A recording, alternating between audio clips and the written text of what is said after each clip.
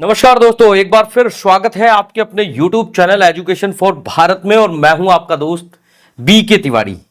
दोस्तों, मैं आज इस वीडियो में आपको बताने वाला हूं कि आखिर एक यूनिवर्सिटी के अंदर जब हम RTI फाइल करते हैं तो वो हमें जवाब क्यों नहीं देती है। आज तक आपने ये चीजें तो बहुत सुनी होगी कि RTI का जवाब आता है, आप लगा सकते हैं, या फिर कोई आपको बताता है कि प्राइवेट यूनिवर्सिटी RTI के दायरे में नहीं आती, इसलिए वो जवाब नहीं देती। लेकिन मैं आज इस वीडियो में आपको एग्जैक्टली बताने वाला हूं कि आखिर प्राइवेट यूनिवर्सिटी RTI का रिप्लाई क्यों नहीं देती है, क्यों वो विद्यार्थी परेशान होते हैं और वो बार बार अपने डॉक्यूमेंट्स को RTI से वेरीफाई कराने के प्रयास करते हैं। आखिर ये RTI लगाने की जरूरत क्यों आई, एक स्टूडेंट RTI लगाकर अपने डॉक्यूमेंट्स को क्यों वेरीफाई कराना चाहते हैं, आज इसी टॉपिक पर बात होने वाली इस वीडियो में। वीडियो बहुत इंपॉर्टेंट है और विशेषतः उन स्टूडेंट्स के लिए जिन्होंने कहीं जुगाड़ से कोई डिग्री ली है और उसे वो वेरीफाई कराने के प्रयास कर रहा है, उनके लिए बहुत इंपॉर्टेंट होने वाला है।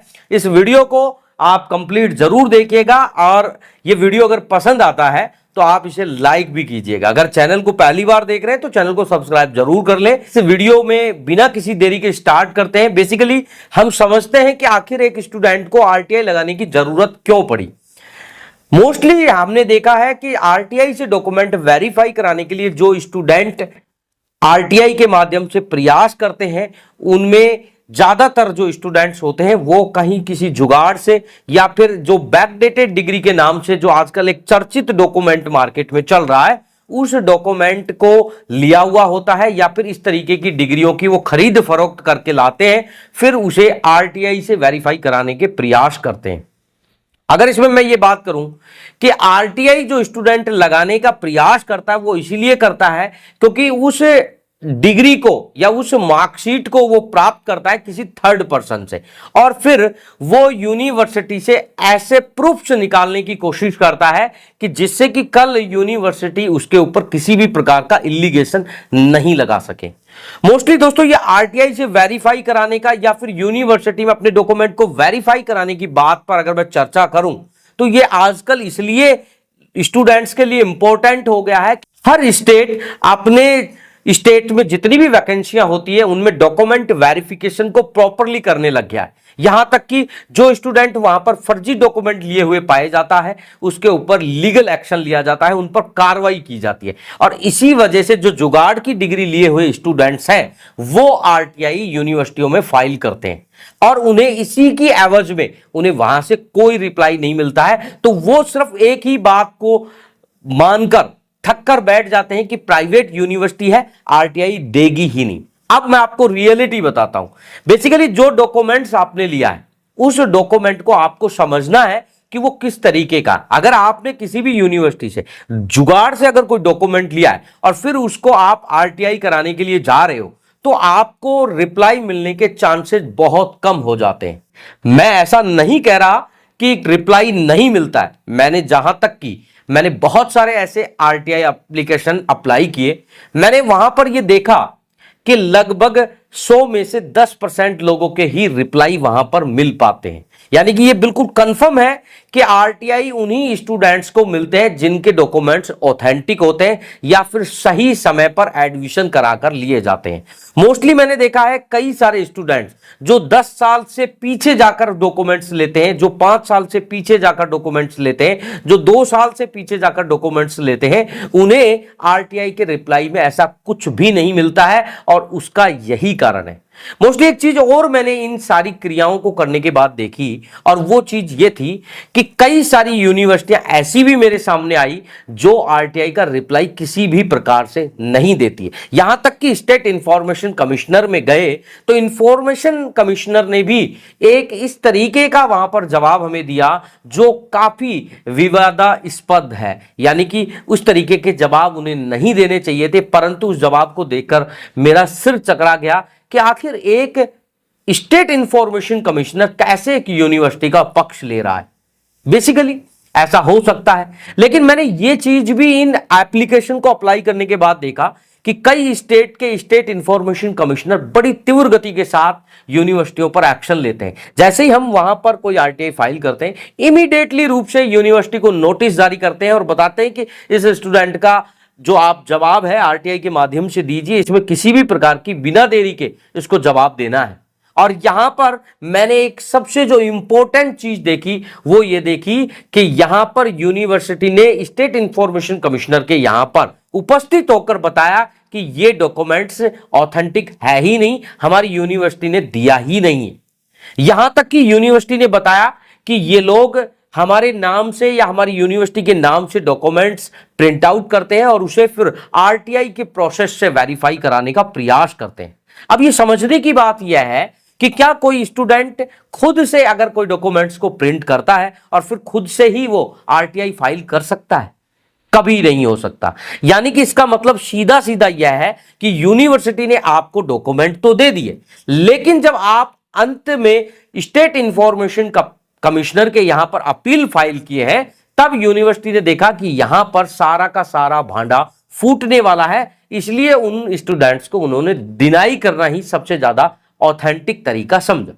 और इसी वजह से स्टूडेंट परेशान हो गया कि आखिर एक यूनिवर्सिटी जो कि बोल रही है कि वेरिफिकेशन फीस देकर आप हमारे यहां से वेरिफिकेशन ले सकते हो, लेकिन अगर उसकी पूर्णतः आरटीआई के माध्यम से पूर्ण एक प्रोसेस की जाती है, स्टेट इंफॉर्मेशन कमिश्नर के यहां पहुंचा जाता है, तो वही यूनिवर्सिटी आपके डॉक्यूमेंट्स को डिनाई कर रही है। यानी कि लिखित में स्टेट इंफॉर्मेशन कमिश्नर को जवाब दे रही है और उसमें लिख रही है कि ये डॉक्यूमेंट ऑथेंटिक नहीं है, फेक है, इसी वजह से हमने इसको फर्स्ट आरटीआई में और आरटीआई की एप्लीकेशन में जवाब नहीं दिया।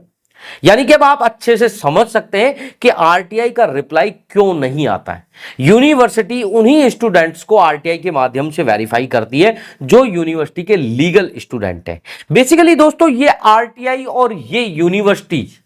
ये सिर्फ 40 से 45 यूनिवर्सिटियां हो सकती है। अदरवाइज अगर मैं बात करूं पूरे भारतवर्ष में न जाने ऐसी कितनी यूनिवर्सिटियां हैं, लेकिन वहां पर पढ़े हुए स्टूडेंट कभी भी अपने डॉक्यूमेंट को वेरीफाई भी नहीं कराते, ना उन यूनिवर्सिटियों में इस तरीके की कोई प्रॉब्लम क्रिएट होती है। मोस्टली जो ये प्रॉब्लम्स है, ये मैक्सिमम जो 40-45 यूनिवर्सिटियां हैं जो मार्केट में अगर आप इसकी खोजबीन करोगे तो बहुत जल्दी आपको ये नाम मिल जाएंगे। यहां पर आप जाओगे तो आपको आसानी से इन यूनिवर्सिटियों के नाम भी पता लग जाएंगे और आपको इन यूनिवर्सिटियों की हरकत भी पता लग जाएगी। यहां तक कि मैंने अभी रिसेंटली देखा, कई स्टूडेंट मुझे कॉल करके बता रहे थे, उन्होंने बताया कि गवर्नमेंट की 2-3 यूनिवर्सिटियां भी इस मसले में शामिल हो गई। जैसा कि चौधरी चरण सिंह यूनिवर्सिटी का नाम बड़ी तेवर गति के साथ फैल रहा है, यहां तक कि बुंदेलखंड यूनिवर्सिटी, यहां तक कि एक यूनिवर्सिटी उत्तर प्रदेश की और है, छत्रपति शाहू जी महाराज। जब इन यूनिवर्सिटियों में हम आरटीआई दायर करते हैं तो यहां पर भी हमें रिप्लाई के नाम पर सिर्फ यही मिलता है कि यूनिवर्सिटी में आकर या यूनिवर्सिटी के प्रोसेस के अकॉर्डिंग आप फीस जमा कराकर यहां से रिप्लाई ले सकते हैं। लेकिन अगर वहीं मैं दूसरी ओर बात करूं, भारतवर्ष में ऐसी बहुत सारी यूनिवर्सिटियां हैं जहां पर आरटीआई फाइल करते ही उनका रेस्पॉन्स स्पष्ट रूप में लिखा हुआ आता है कि आपका डॉक्यूमेंट सही है या फिर गलत है। मोस्टली इन्हीं चीजों को ऐसे स्कैमर यूज कर रहे हैं, क्योंकि या तो इन यूनिवर्सिटियों का स्कैमर के साथ तालमेल है या फिर ये यूनिवर्सिटियां